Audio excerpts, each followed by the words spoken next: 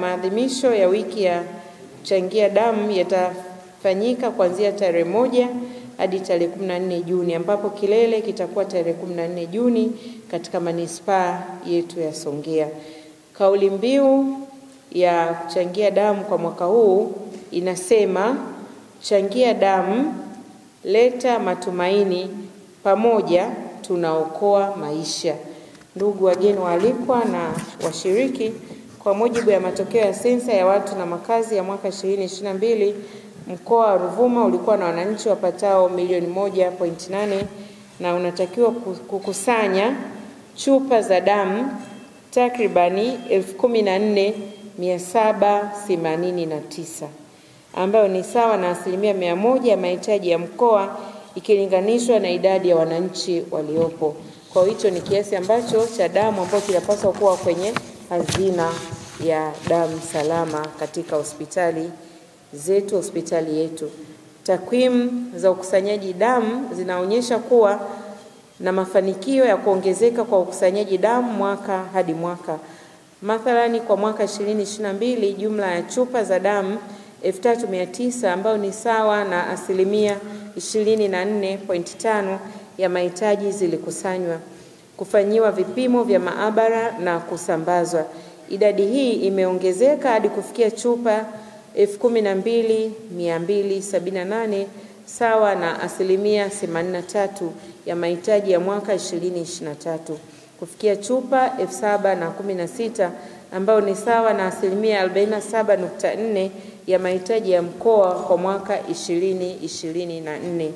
Aidha, katika kipindi cha mwezi Januari hadi Mei 2025, mkoa umekusanya jumla ya chupa 2,952 sawa na 20% ya lengo la mwaka, yani chupa 14,789, lakini bado ukusanyaji huu haujakidhi mahitaji.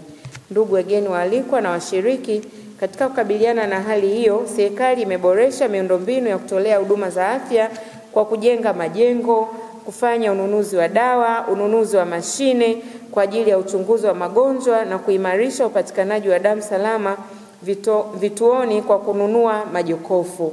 Mathalani, mkoa una jumla ya vituo 37 ambavyo vinatoa huduma ya damu salama, na kwamba vituo 26 vyenye 70% ya vituo hivyo vinamilikiwa na serikali, wakati vituo 11,000 ambavyo 11 ni 30% ya vituo hivyo vinamilikiwa na taasisi za dini. Wagonjwa wengi wenye upungufu mkubwa wa damu, tiba yao muhimu ni kuongezewa. Upatikanaji wa damu salama unategemea zaidi wananchi. Naomba nitumie fursa hii kuwaelekeza wakurugenzi wa halmashauri zote za mkoa wa Ruvuma kuhakikisha kuwa kamati za damu salama za halmashauri zinatengewa fedha ya kutosha ili kuwawezesha kufanya uhamasishaji wa kutosha kwa wananchi wote, ili kuwajengea uelewa na utamaduni wa kuchangia damu kwa hiari kwa ajili ya kuokoa maisha. Katika mkoa wetu bado damu haitutoshelezi, hasa kwa watoto chini ya miaka 5, mahitaji ni makubwa, lakini wajawazito halikadhalika. Lakini bado tuna shida nyingine, hasa kwa wale ambao wanatumia vyombo vya usafiri. Kuna matukio ya ajali ambayo mwisho wa siku wale majeruhi nao wanahitaji damu salama. Jamani, tunapoelekea katika kilele hicho cha siku ya damu salama tarehe 14, basi tunahitaji sana mchango wenu wa hali na mali.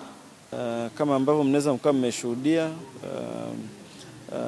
timu yangu inashirikiana na organization nyingine kuzunguka kwenye mashule kukusanya damu, alafu tunapeleka Mbeya kwa ajili ya kupima, na tunapohitaji tunarudishiwa kwa ajili ya kuzitumia. Lakini na taarifa pia kwamba tuna mpango wa kujenga benki yetu hapa ambayo itakuwa ni ya mkoa wa Ruvuma.